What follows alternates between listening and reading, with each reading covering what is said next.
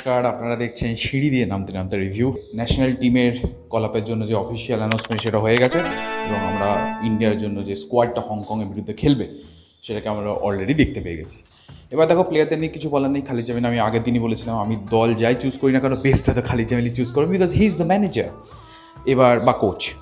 এবার কথাটা হচ্ছে, তোমরা যদি মিডফিল্ডের জায়গার সংখ্যা দেখো, এটা কিন্তু খুবই কম এবং অ্যাটাকিং মিডফিল্ডার বা অ্যাটাকারদের সংখ্যাই অনেক বেশি।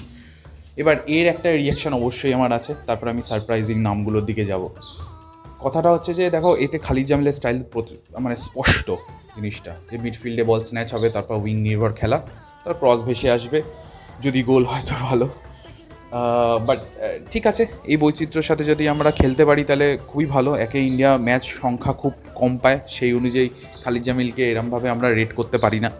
ঠিক আছে, ওরমভাবে রেট করা সম্ভব নয়। সুতরাং বেশ কটা ম্যাচ যদি ইন্ডিয়া খেলতে পারতো তাহলে খুব ভালো হতো। দেখা যাক এই ম্যাচটা ছাড়া আর কোনো ফিক্সচার এএফএফ তৈরি করে দিতে পারে কিনা খালিদ জামিলকে বা ইন্ডিয়া টিমকে। বাট ওটাই বলছি যে আমাদের মেন সমস্যা আছে যে গোল করার লোকের অভাব ডেফিনেটলি, এবং ক্রিয়েটারের অভাব।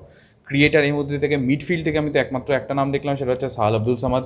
ঠিক আছে, উইংয়ের মধ্যে ছাংতে অফকোর্স। সবসময় আমি খুব হোপফুল থাকি যখন একটা দল অ্যানাউন্সমেন্ট হয়, পজিটিভ এই ব্যাপারটা নিয়ে, যে আমরা ভালো রেজাল্ট করতে পারবো হংকংয়ের এগেনস্টে, বিকজ কোচিতে খেলা অনেক দিন পরে হচ্ছে আর বদলার ম্যাচ, এটা নিতেই হবে।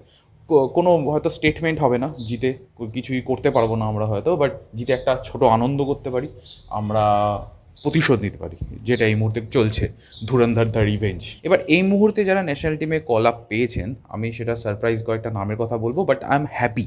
ঠিক আছে, ইটস নট দ্যাট যে আমি অবাক হয়ে গেছি এটা কেন চান্স পেয়েছে। Definitely Khalid Jamil call up যখন করেছে তার মানে নিশ্চয়ই তিনি ডিজার্ভ করেন। তার মধ্যে একটা নাম অবশ্যই ফারুক চৌধুরী, দানিশ ফারুক, এই দুটো নামই আমি বলবো এই মুহূর্তে। বাকি সব তো ঠিকই আছে আমার মনে হয়। খুব খুশি হয়েছি আরও বেশি, সেটা হচ্ছে বিজয় বার্গিসের ইনক্লুশনে, আর জিকসনকে ইনক্লুড করা হয়েছে মিডফিল্ডার হিসেবে, তার জন্য আমি খুব খুশি। সাহাল কি করে, সুযোগ তো পাবেন বলে মনে হচ্ছে, বিকজ ক্রিয়েটার তাকেই একমাত্র দেখতে পাচ্ছি এই মুহূর্তে, যদি চান্স পান তো দেখা যাক, হোপ ফর দ্য বেস্ট।